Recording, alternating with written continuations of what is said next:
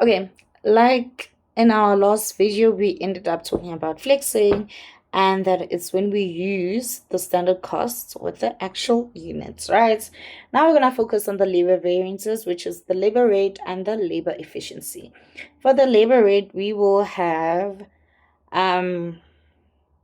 basically the standard rates less the actual rates and multiplied by the actual hours, right? Like I said previously, if I did not mention, normally a trick to what I use to try to remember these variances, because they're not given to us in the test, is that when we're looking for anything money related, like the price, like the differences in price or amounts in rands, then we're going to multiply with the actuals.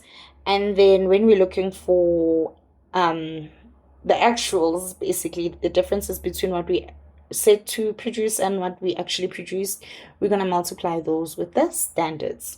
Okay, so labor rate is basically standard less actual multiplied by actual hours, and therefore adverse will also be in a bracket, meaning it's negative, and favorable will be positive. Right, and it makes sense. Like if you have more than the budgeted hours, then there's a problem, right? Essentially, here think about workers, and this would be strikes. So strikes, overtime, or negotiations. Anything of that sort, you will see the effect in the variance, right? And then labor efficiency.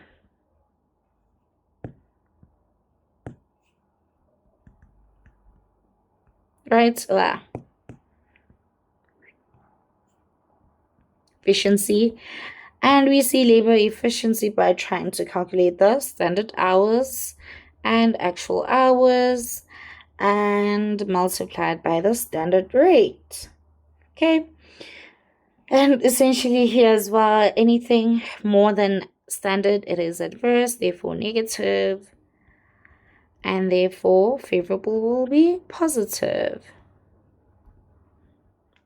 Okay. And when it's positive like this, we try to figure out here, it could be material wastage, it affects wastage. So maybe if it's tough material, it's harder to work with. So hard material. So they might be inexperienced.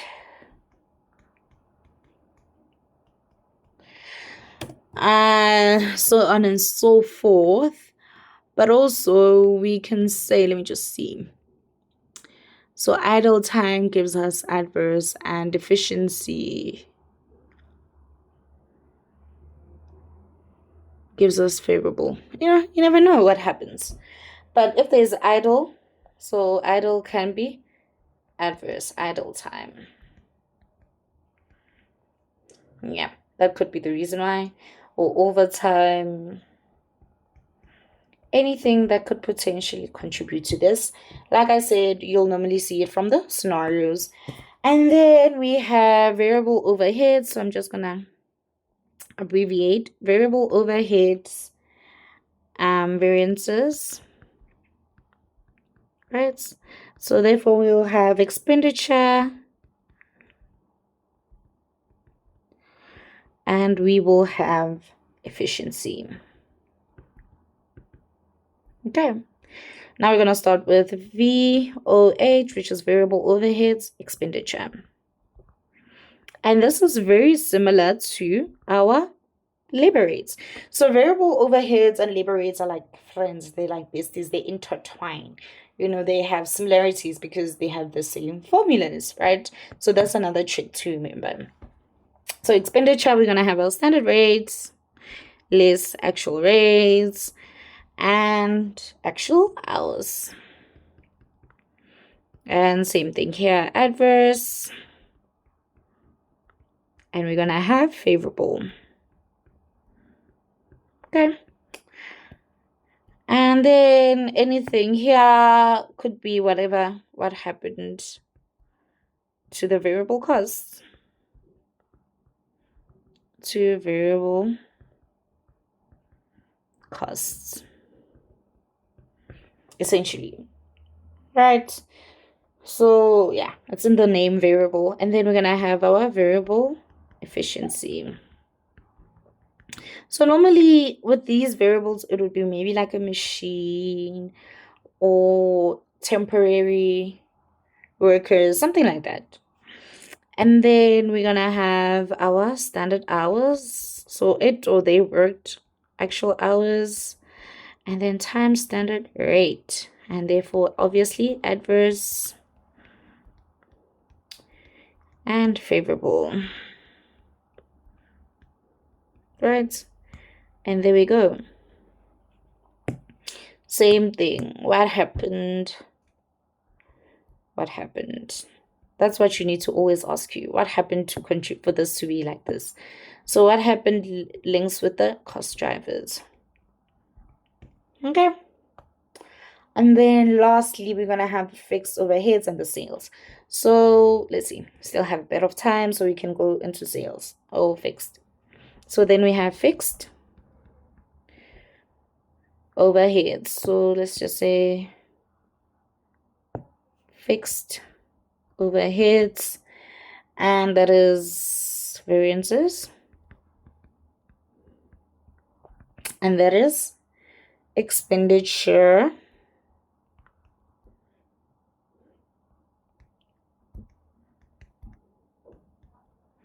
plus volume.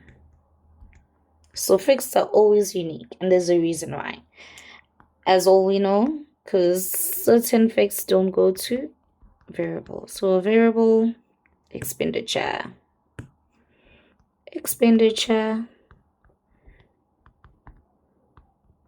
And therefore we are saying expenditure is the budgeted fixed overheads less the actual fixed overheads. Right?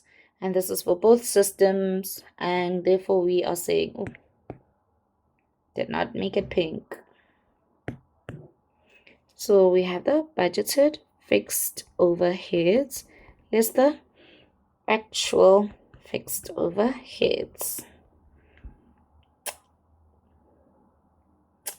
And then adverse under absorption.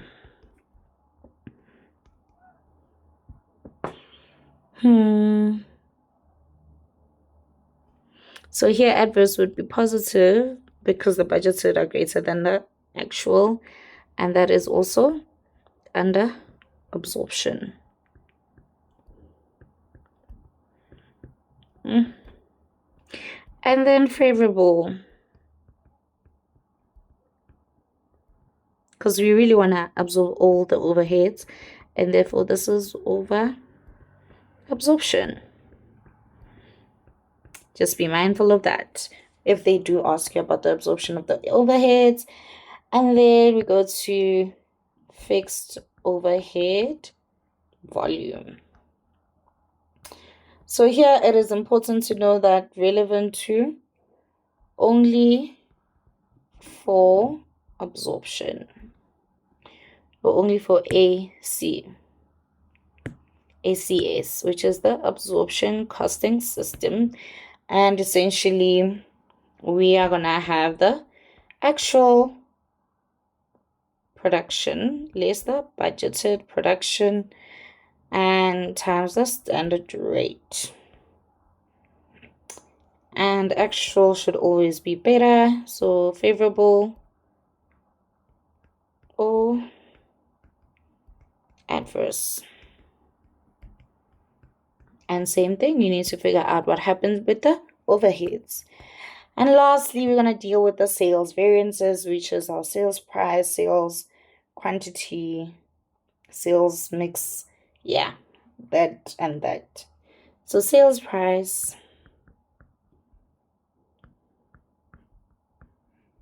we're going to have our actual selling price less our budgeted selling price.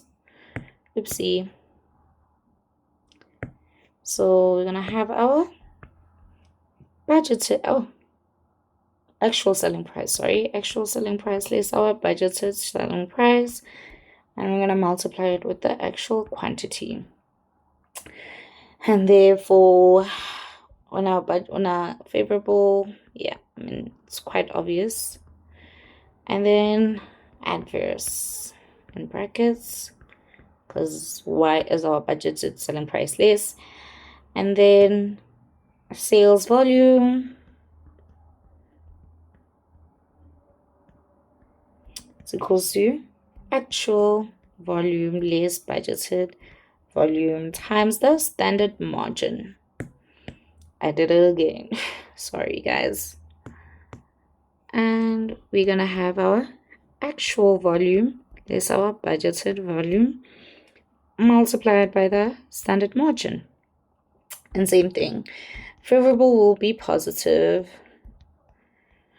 And then adverse would be negative. And same thing, we need to figure out what happened with our sales. Did we produce? Did we sell more? Which is good. Did we sell less? Bad. Also, did our selling price increase? Which is good. Did our selling price decrease? Which is bad. And then we're going to have our sales quantity and our sales mix. So sales quantity, it's a new special variant as well. You learned it in third year. Sales quantity is also, quantity is basically our actual quantity. So actual quantity, which is sales in budgeted percentage less budgeted quantity sales. Very important. And then multiply by the standard margin. And then obviously this would be favorable if it's positive. And then adverse when it's negative. And then lastly, our sales mix, which is actual quantity sold. So we're going to have our actual quantity sold less actual quantity sold in budgeted proportions times the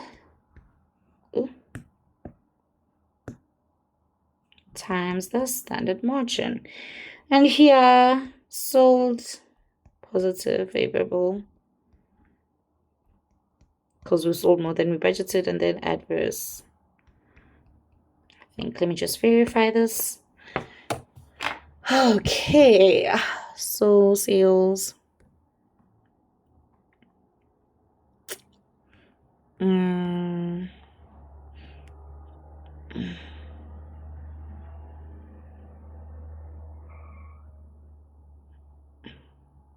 Yeah.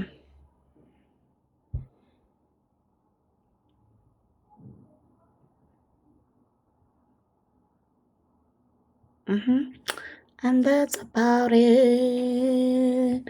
All the best, guys, and you will let me know if there's anything more that I need to help you with, and if I need to elaborate on any more variances. I didn't do the efficiency and the capacity rates because it's scoped out for our exam. So if you need a video on that, just let me know. And yeah, all the best. I think we'll do an example now.